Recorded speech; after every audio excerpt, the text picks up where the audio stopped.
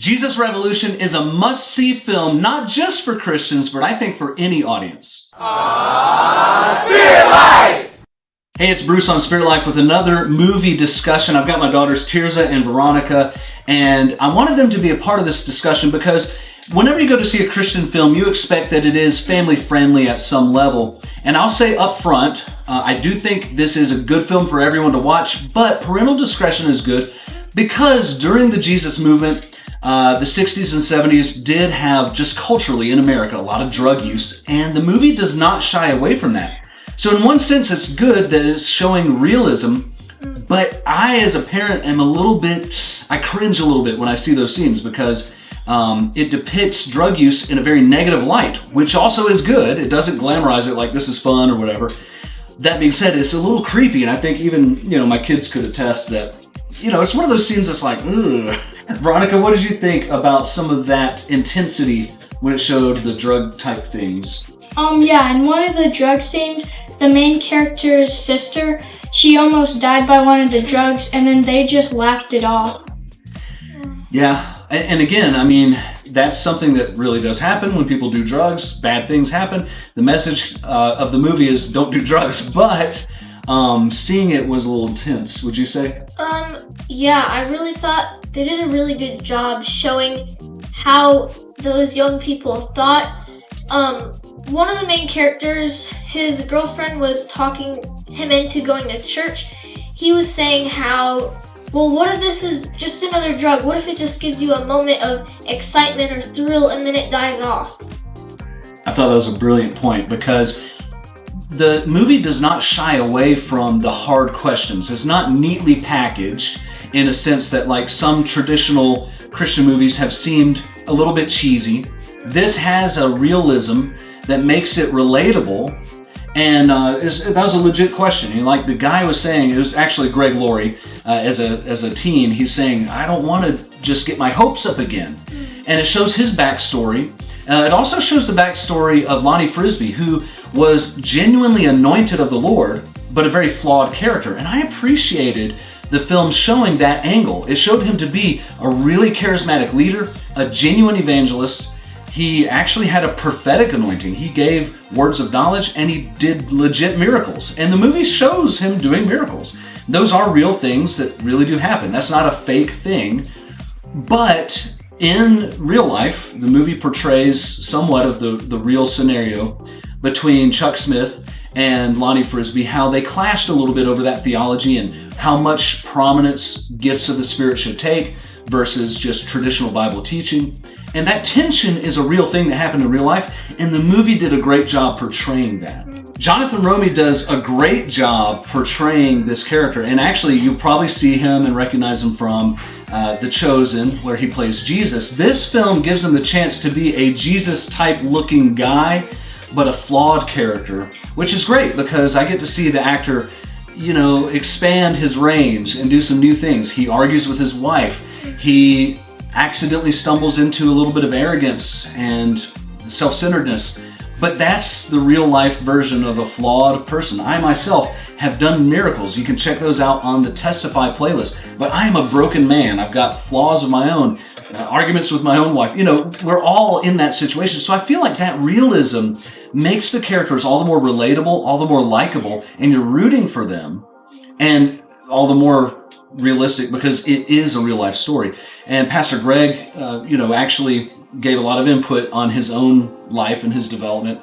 And you see how that progresses as he's searching for truth. He's searching for God in all the wrong places through drugs and things like that. But he comes out of that, he gets born again, baptized. And I appreciated that realism. And I would also go on to say that I think Kelsey Grammer gave one of the best performances I've ever seen out of the actor. He had a genuine, heartfelt, what I would perceive as authentic love for people and for the Lord.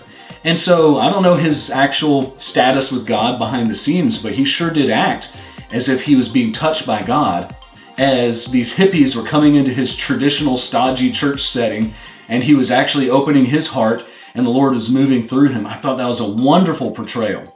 I'm a little bit of a stickler for theology, so I feel like the movie could have possibly done just a little bit more to explain the gospel in just a really point blank direction. Just because I'm an evangelist, I want the gospel in the most plain explanation as possible.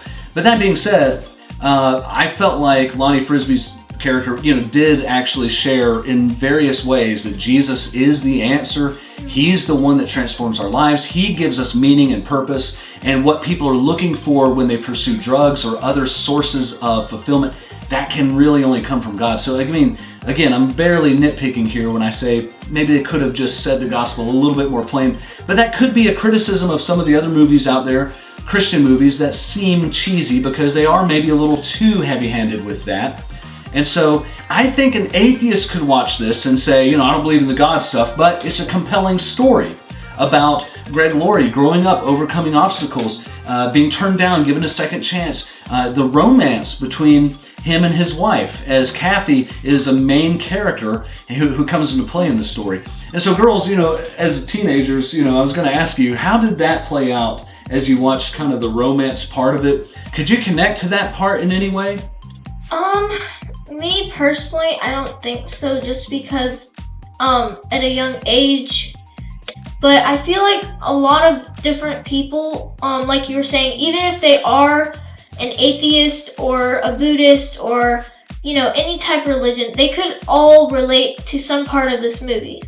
Man, I tell you what, I was genuinely in tears through major portions of the film. The baptism scene was really compelling. The foot washing scene, you've probably seen a preview or maybe an extended clip that shows that. Man, that was powerful. I got chills. I'm thinking about it now and it's still impacting me because it's the gospel in action. I just this morning at my church preached a sermon about how revival looks messy. There's going to be characters that come in that you're not used to. There's going to be people who upset the apple cart. There's going to be circumstances that are messy. And the movie does a brilliant job of portraying that. And I was in tears just watching that play out. I know that there were some portions that affected you even. Yeah. Some of the parts where he was a kid and he had his mom with him, and it showed how he didn't have his dad and he would always ask, "Where's Dad?" and stuff like that. Yeah, that was a very moving piece of the puzzle as well. In this film, I guess you could say that Greg Laurie is the main character, but the supporting cast, again, Kathy and Chuck, Lonnie, everyone really do a great job. In fact, there's a reporter who has a very important but very small part to play, and I thought it was a compelling film. I liked how it has a historical component, revealing real life events, but I also like how it took a deeper dive into the behind the scenes emotions and character development of each of these people. And I think that as a Christian film, this lifts the bar. We've heard that phrase before when we're talking about Christian movies. I think Christian movies in general have gotten better. They're not as heavy-handed to preach directly into the camera the way I like to do myself.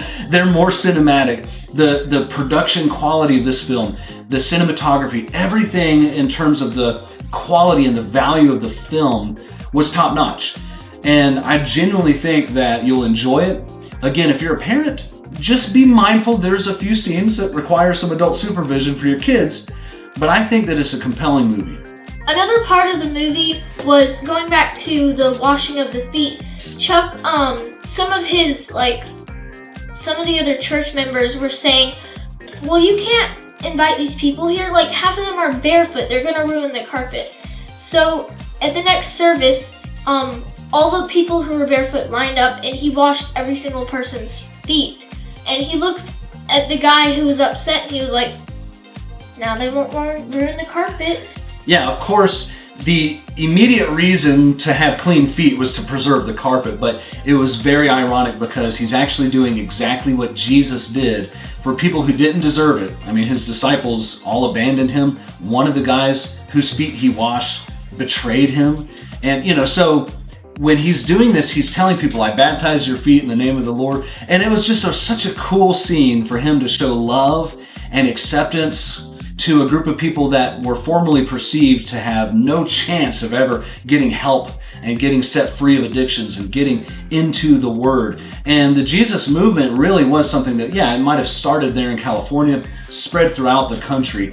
And even today, we're still feeling ramifications of it. It's apropos that this movie has been released right around the time of this Asbury revival and some of the other moves that God is doing across the country at the moment. So I think it's just poised at the perfect timing to really be part of the zeitgeist of Christianity right now. Going back to Pastor Chuck, his daughter was considered a hippie, so he wasn't too fond of that.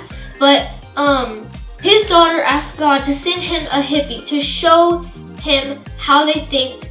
And so as she was praying, the next day she met a hippie, which was Lenny. And as soon as Lenny met Pastor Chuck, Pastor Chuck just started really seeing how they thought. Let us know what you thought of this film if you got the chance to see it in the comment section below. I want to hear your report. Maybe you thought the film stank. Maybe you disagreed with some theological point. Maybe you thought it didn't really represent the history well. Maybe you loved it. Maybe it touched your heart the way it touched our hearts. Maybe it was compelling. I want to know that. Hit the subscribe button, the share button. Send this to somebody who was on the fence about seeing the film. Maybe they heard a negative review. Maybe they saw the Rotten Tomatoes and they thought, oh, this movie's going to stink like all the other Christian films. Why don't you share this with somebody and give it a chance for them to check it out, because it just might be a life-changing film for somebody in your life. This is Bruce and Tirzah and Veronica on Spirit Life. Won't you come?